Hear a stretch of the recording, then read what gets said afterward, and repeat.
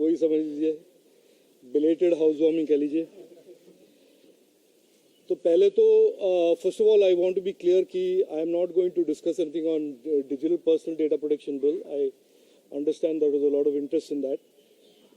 We will certainly discuss that tomorrow and the days after that. I have today requested you to join me and of course to share some South Indian breakfast, certainly, but also to share with you what I think is an important aspect in the ongoing political discourse and debate about the future of India. There are some political formations that have decided to rebrand themselves because they have some history to be embarrassed by. And in that context, I want to talk to you about the telecom sector, the communication sector in general, and where we are today and where we were. For some of you who have been part of my presentation, live मत करिए, मैं बैठ दे दूँगा, बता दूँगा, वो हमारे लोग हैं, वरुण रिकॉर्ड करना है। I don't know what the drill is. Varun पहले रिकॉर्ड करने दीजिए, उसके बाद कर लो रिकॉर्ड कर लो। मैंने and I had about a month ago presented in the BJP party office a presentation called the lost decade to the India decade. और मैंने मेटी और इलेक्ट्रॉनिक्स की दुनिया में जो 9 साल में प्रोग्रेस हुआ है उसके बारे में मैंने एक प्रेजेंटेशन दिया था। आज उसी कॉन्टेक्स्ट में, from the lost decade to the India decade, I want to talk to you about the telecom sector. What was the telecom sector during the UPA and what is the telecom sector today?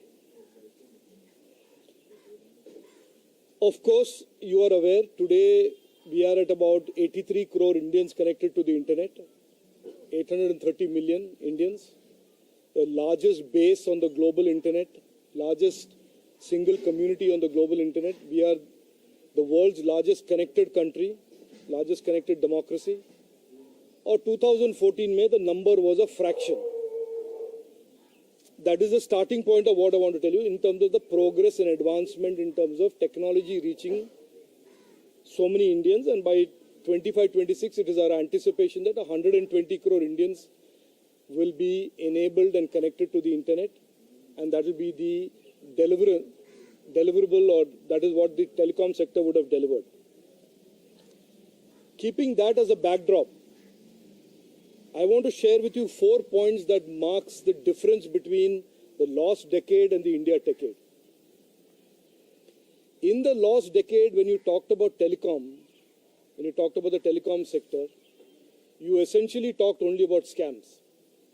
You talked about the 2G scam, you talked about the trunk exchange scam, you talked about how BSNL, which was a $6 billion company in 2004, had become a loss-making, significant liability on public exchequer by 2014. This was the characterization and this was what the lost decade meant vis-a-vis telecom. 2G scam के बारे में मैं ज़्यादा नहीं बोलूँगा, आप जानते ही हैं. There was crony capitalism, crony licensing, new phrases like first come first serve were invented instead of tenders. New analogies and ideologies and phraseologies like zero loss were invented during the last decade by a very senior lawyer come minister. तो ये सब था lost decade के telecom sector के characteristic. और आज क्या हो रहा है, जैसे मैंने कहा, we are the fastest growing telecom connectivity nation in the world, the largest connected nation in the world. We have on multiple occasions auctioned spectrum, created licenses with absolute transparency, with absolute integrity. Every rupee that has been gained from the auction of spectrum has gone to the public exchequer, and has been deployed in the expanded social spending schemes of the Government of India. So that is one clear contrast I wanted to bring to your attention. The second sharp difference between the last decade and the India decade, between the UPA and the NDA, is how in that last decade there was a flight of capital and a flight of foreign investors. You remember, and those of you who don't remember, who are too young to remember, and that is also a possibility, that telecom operators like Etisalat, Telenor, there were a large number of telecom international brand names that came, invested in India, and then had to run away from India because they were either, the businesses were destroyed, because of the corruption, because of the crony capitalism. That was the characteristic in the last decade. और India decade में आज ease of business के कारण, सरकार के reforms के कारण आज एक stable, growing investor with great positive sentiment are rapidly investing into this sector and only growing the overall market capitalization and size of this segment in the digital economy. Third point, the last decade we were almost completely dependent on imports, whether they were equipment for the network or for devices that were used by consumers. और आज मैं आपके सामने, आप देख रहे होंगे कि मैं मंत्री हूँ, तीन फोन लेके घूमता हूँ, but I carry this with me because all three phones that I use are made in India. And this is again the big difference between the last decade and the India decade, where in the last decade over 85 to 86% of all devices were imported, almost 100% of the equipment was imported, and today 100% of the devices are made, tested, assembled in India, exported from India to countries like North America, and in cutting-edge areas like 5G, increasingly the value of Indian designed and Indian made components of the network infrastructure is growing from almost zero to a higher percentage year on year. ये हो गया तीसरा point. Almost completely dependent on import to becoming more and more Atmanirbhar and made in India. Fourth, in the last decade, the consumers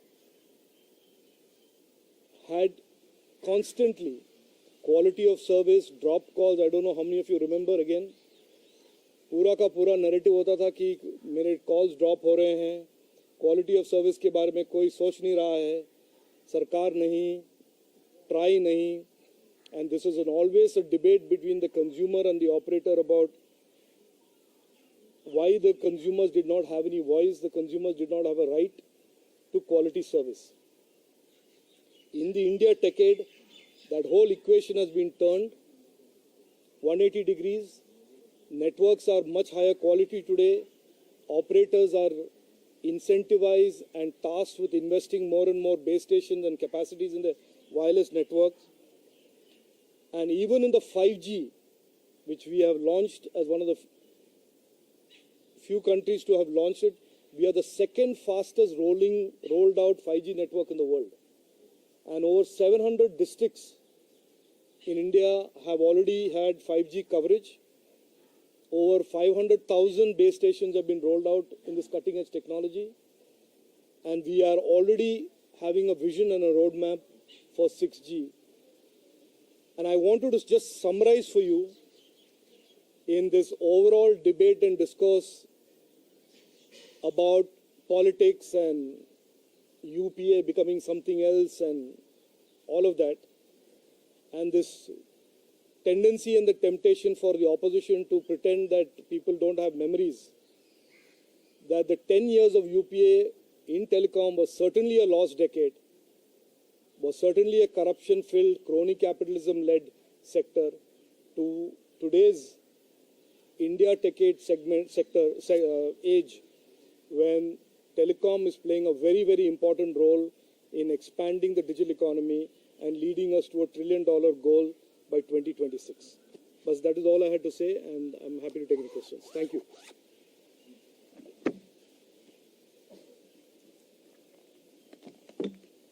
Telecom के achievements और भी हैं. I don't want to leave the impression with you that the only 4 points were that I said. There are many other, but they all fall under the broad category of the 4 things that I said. Rajeev, you said we are ready with a vision and roadmap for 6G. Could you elaborate a bit? Look, one of the things that the Honorable Prime Minister did way back in late 21, early 22 by launching the first indigenous 5G testbed is to signal that in the future networks and the future network infrastructure, there would be more and more designed in India, made in India components from the almost 100% import intensity of these networks that we have seen for several decades, including the decade that the UPA was in government. So we have a roadmap as the virtualization, softwareization of these networks increase, that Indian IP, Indian technology will find a significant place in the future of wireless networks in general and in the future of wireless IP networks in India in particular. Anji.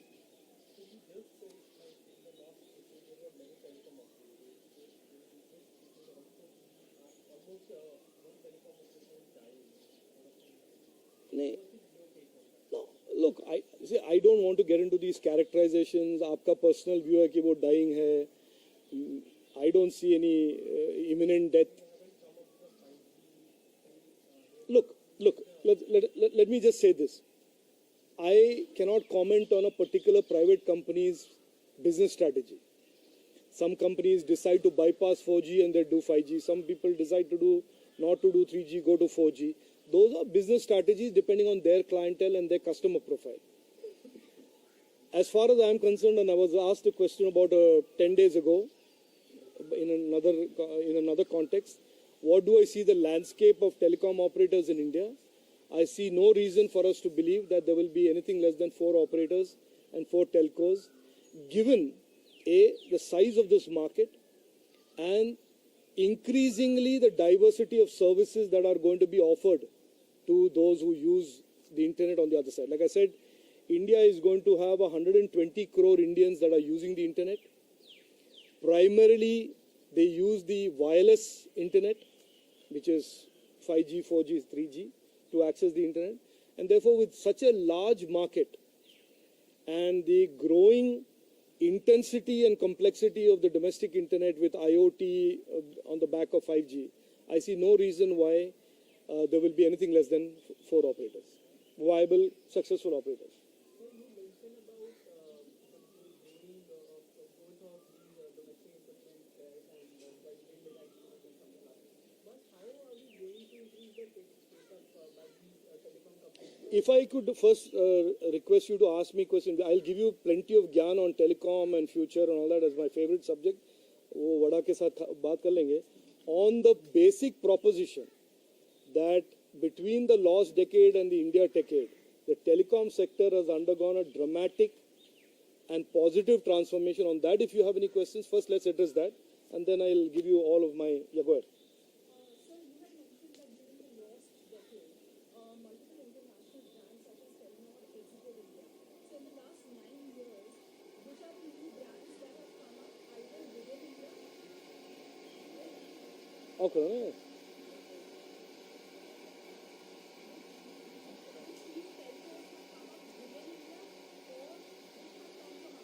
Yeah, so therefore, if you look at the last 9 years, there has never been an occasion for bidding for new licenses. What has happened in the last 9 years has been auction of spectrum. And the auction of spectrum were to companies that were already in the telecom sector. From 3G, the spectrum was auctioned for 4G, or spectrum was auctioned for 5G. So therefore, that question is a bit irrelevant, because when there was an opening up of the telecom sector from the 2 to the 3, there was a large number of operators that came. But because of the environment, because of these very non-transparent ways of allocating spectrum, People who did not get spectrum invested and had to leave. What happened was essentially that the gaming of the spectrum allocation that was then controlled by a few people who had access to the political class of that time, or the political leadership of that time, led every other genuine operator, left them either with an unviable business case or with no spectrum or both. And so they had no option otherwise unless they got into some other business.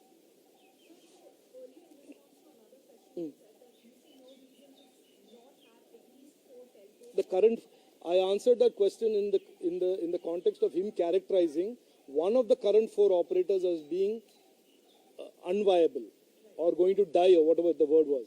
I said I see no reason for that to happen. There are four operators today. There is 120 crore users of the internet that are going to be coming on board in the next 3 years, and I see no reason for that characterization to have any merit. That's the point I have. Sir, and pardon my ignorance, but under what circumstances will licenses be available to new telcos? That is a little beyond my pay scale, so I can't certainly answer that. I am not the telecom minister. I am only here to tell you what was the telecom sector between 2004 and 14, and what is the telecom sector between 2014 and 2023. That certainly you can toss any question at me. I'm more than happy to answer. Sir, in that context, do you, I mean, with the way that we are headed towards this thing, we are seeing that in the private sector, we have about two very viable companies right now, one which is little fledgling. BSNL, a lot of money has been pumped into BSNL, and let's hope that sort of pays off. Do you foresee that the telecom sector, which at one stage was a sunrise sector and now is sort of constricted between 2.5 to 3 companies, do you see that the sector could potentially open up with more operators coming into India? So, Soumendra, I will tell you the following. I don't know if you followed what is happening. Sorry. The way we see the telecom sector and the IP sector, the internet space in general, should be not to assume that the current model of carriers will be the model of carriers in the future. There may be all types of different models that will emerge as a result of innovation. You are seeing, for example, recently a deal that was done by a company in Bangalore called Route Mobile. So there is CPaaS, there are so many other innovations down the road that lend themselves to the softwareization of the telecom network, that if today you want to predict what will be the market structure of IP networks 5 years from now, I am certainly not somebody who's going to predict what it's going to look like. So that is why I said to assume that the current market structure will be the future market structure, or that a company that took a decision in the current marketplace not to invest in 4G but go straight to 5G, those are all decisions that companies take. But I see simply this, that in the last 10 years, our government has created an extremely healthy, vibrant, growing telecom sector. 120 crore Indians are going to have access to the internet. And I certainly want to share one story with you, since you asked the question, Sumendra, that recently I visited a remote district of Nagaland, where I was the first minister to visit there after 50 years.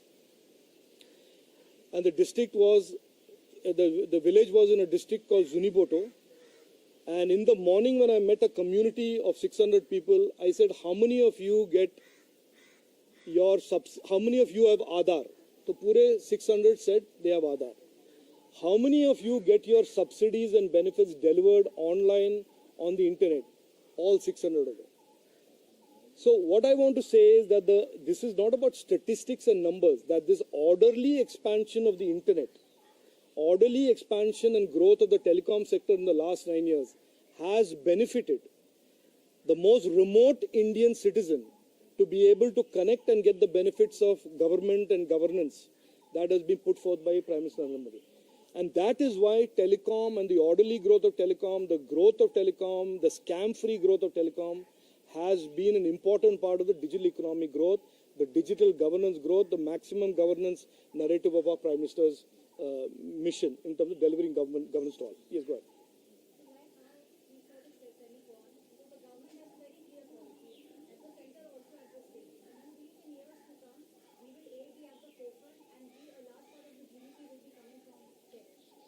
No, 100%. We have clearly, the Prime Minister has already laid out that our digital economy goals, for which telecom is a part, what we call the digital service providers, is going to be 20% minimum of the GDP by 2026. We were at 4.2% in 2014. We are at about 11% today. That is 11% of the GDP is digital economy today. And about 20% will be, of the GDP will be digital economy in 2026.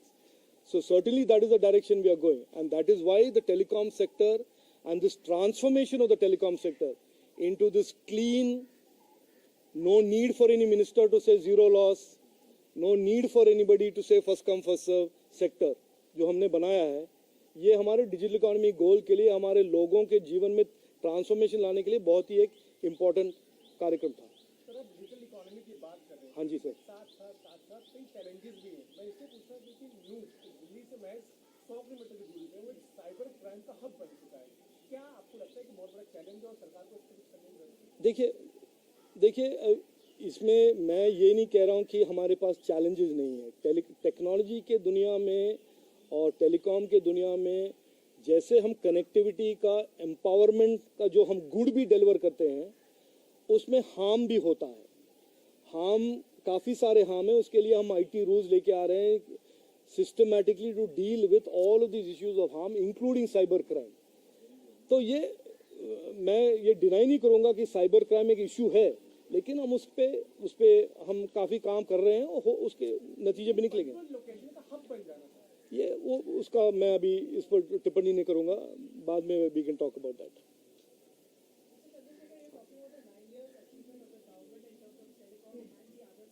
Yes. But the opposition says that the people of the country have no confidence in them, and that's the reason they lose the vote opposition. No, but what else will they say?